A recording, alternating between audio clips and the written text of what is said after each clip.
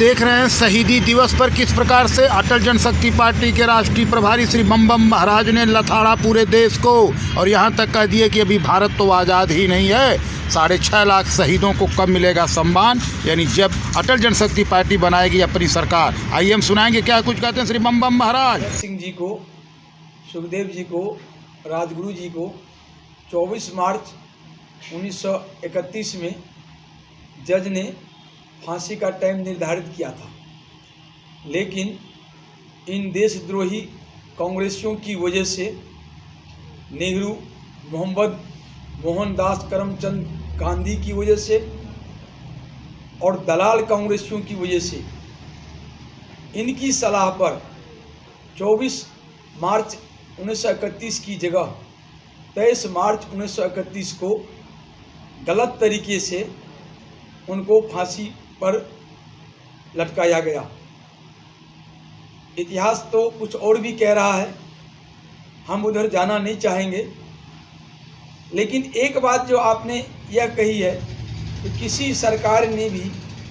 इन सभी क्रांतिकारियों को आज तक शहीद का दर्जा नहीं दिया,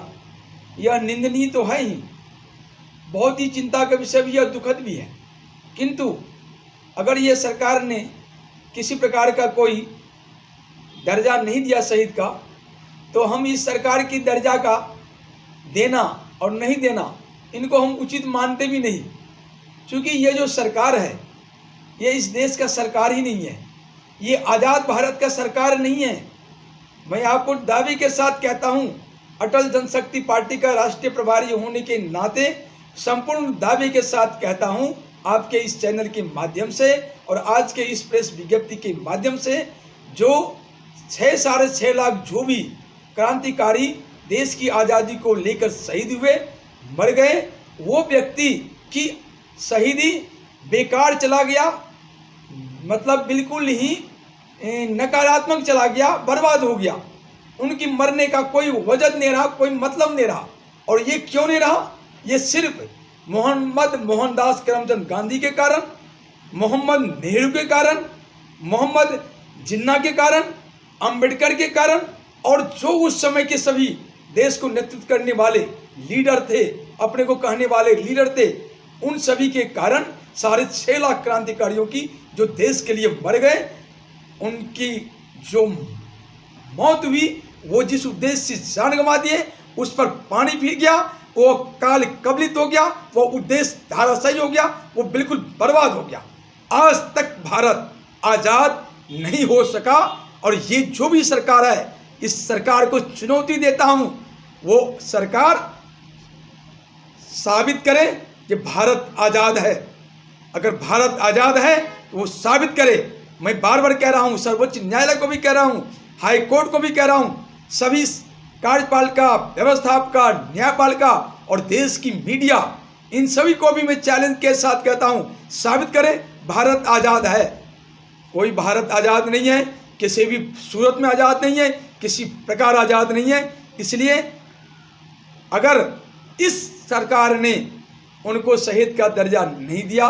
तो मुझे दुख नहीं है, हम इस मामले में संतुष्ट हैं। जो मेरी सरकार जब आएगी, जब अटल जनशक्ति पार्टी की सरकार आएगी केंद्र में, और जब मैं अपनी सरकार बनाऊंगा, और उस वक्त जब मैं इस ढकोसला कानून को, इस नेहरू के गंदगी को,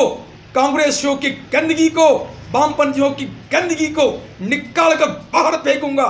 और उसके बाद जो अपनी सरकार बनाऊंगा, और तब जो मैं शासन व्यवस्था स्थापित करूंगा, उस शासन व्यवस्था में सबसे पहला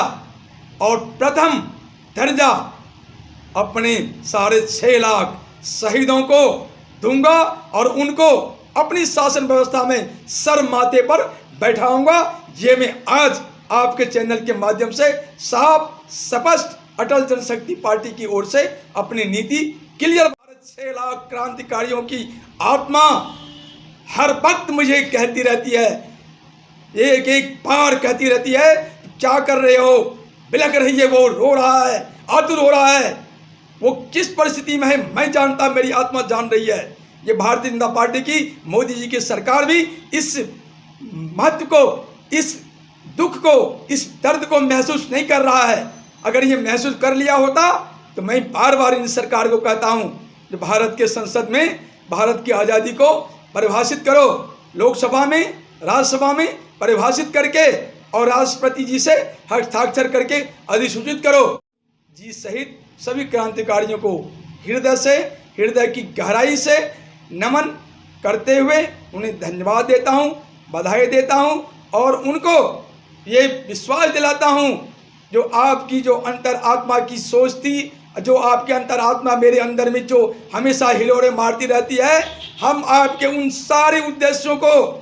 अक्षरशः पूरा करके दिखाएंगे। ये मेरा आज के दिन में आप सभी मृत आत्माओं से, मृत हुतात्माओं से, जिसमें वीर सावरकर भी शामिल हैं, जिसमें वीर गोडसे भी शामिल हैं, उनको उनकी इच्छा को पूर्ति करने का संकल्प सिद्ध होकर संपूर्ण वचन देता हूं और इस वचन को मैं पूरा करूंगा। इसके लिए भी बिल्कुल